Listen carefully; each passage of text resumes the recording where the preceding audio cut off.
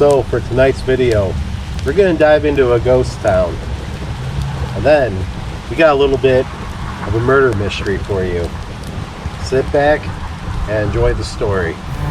First, we begin with the village of Tyre. It was founded in 1857 by Alex Soule and John Getty. John Getty became the first postmaster on October 7th, 1863. The office was closed on September 14th, 1881. But then the post office was restored in November 25th, 1881, and that lasted all the way till July 31st, 1964. The Soule family named Tyre, Michigan after a biblical name and because of its stony terrain. Much of Tyre, Michigan was burned in the first Great Fire of 1871. It was rebuilt and then it was burned down again in the fire of 1881. Most homes and businesses were rebuilt after the fire of 1881, but as you can see, it did not last. The town of Tyre used to be at the southernmost end of Huron County, but then after the fire of 1881, the town was rebuilt 1 mile south, closer to the railroad tracks, and was officially put in Sanilac County. All that remains left of this town is the old general store and this abandoned grain elevator you see right here. Not much is known about the town, but there is one family in particular that you might find interesting and will go down in history.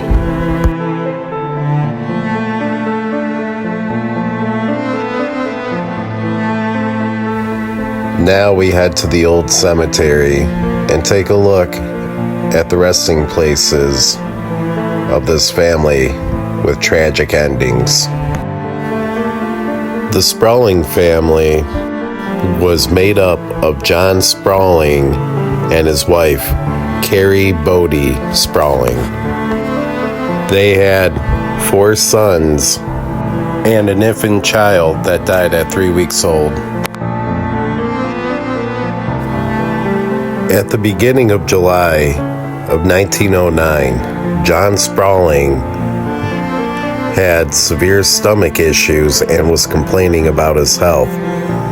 5 days later, on July 8th, 1909, John Wesley Sprawling mysteriously died. At the time, they suspected nothing and just assumed it was a regular death. Here's where it gets interesting. A year later, his oldest son, Peter, came staggering in from the hayfields, complaining about stomach pains. A few days later, he died. A year after Peter died, their son Albert, the next oldest, became ill in church, and a few days later, he died. And on August 4th, 1911, the same symptoms were happening to Cyril, their third son, to die from the same symptoms. So naturally, they wanted to examine the latest victim's body. They called in a doctor from Ubly, Michigan, Dr. Robert McGregor, and he, in turn, called on his colleague, Dr. Comboy, from Bad Axe, Michigan. Dr. Comboy thought something was a little bit suspicious, so they sent the boy's organs to the University of Michigan to get studied, and what they found was a little troubling. They in fact found arsenic poisoning inside the boy's organs. Who they suspected that did it was a man that a lot of people trusted, and was very troubling to find out that he could possibly be a serial killer. The town suspected the murderer to be none other than the town doctor, Robert McGregor, and I'll tell you why.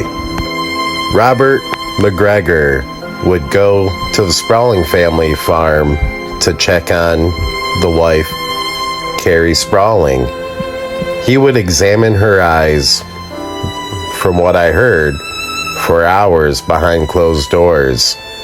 And then her husband suddenly became ill and passed away.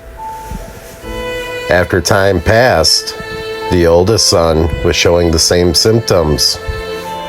And then the second, and then the third.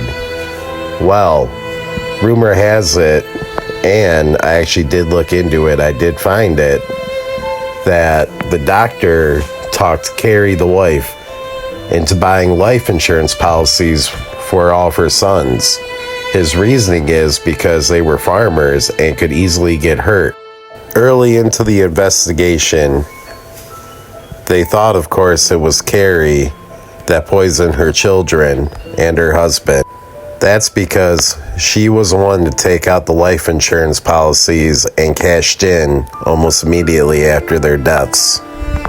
But then investigators kept digging in deeper, and they saw that it was possible that Carrie was having an affair with Dr. McGregor.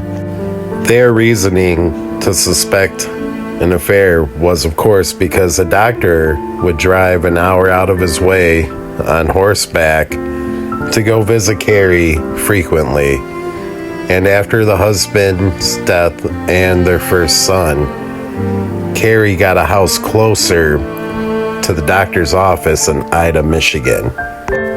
So, of course, with that suspicion, Carrie and the good doctor were brought to trial. Carrie was actually acquitted of all charges and got off scot-free. The doctor, on the other hand, was found guilty and sentenced to prison for life.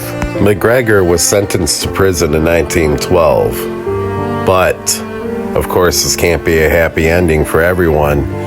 In 1916, the Michigan governor, Governor Ferris, issued McGregor a full unconditional pardon. That's BS. After McGregor's pardon, the governor appointed him to be the prison doctor in Jackson, Michigan, where McGregor served until his death. Kinda hard not to find the irony in that. Well, that was a very interesting tale and a very tragic ending for the Sprawling family. So, did Carrie and the doctor get away with it? Or maybe they were innocent and the real murderer is still out there? I guess we'll never know. In 1944, the case was officially a cold case.